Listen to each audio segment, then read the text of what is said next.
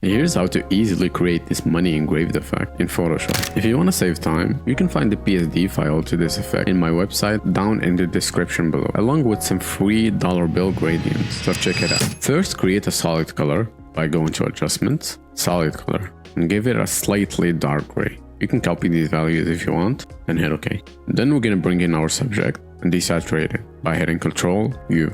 And bring in the saturation all the way down, then hit OK. Then we're going to create a new layer by hitting this plus icon here, then go to Edit, Fill, and fill it with 50% gray. Convert the layer to a smart object, then go to Filter, Filter Gallery, and in the Sketch folder, apply halftone pattern and set the size to 3 and the contrast to 0.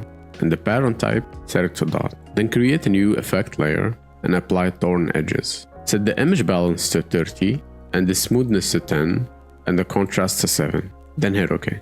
Set the layer to overlay, then go to Filter, Distort, Twirl, and set the angle to 110, then hit OK.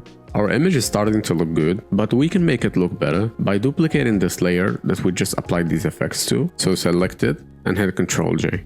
Double click on the filter gallery here and select halftone pattern. Set this size to 2 and the pattern type, set it to line, then hit OK.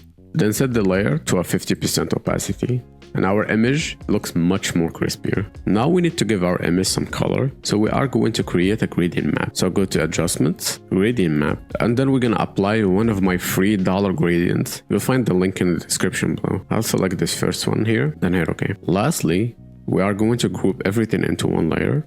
So hit Ctrl, Shift, Alt E, and make sure you had the last layer selected. Then convert the layer to a smart object, then go to Filter, Camera Raw Filter.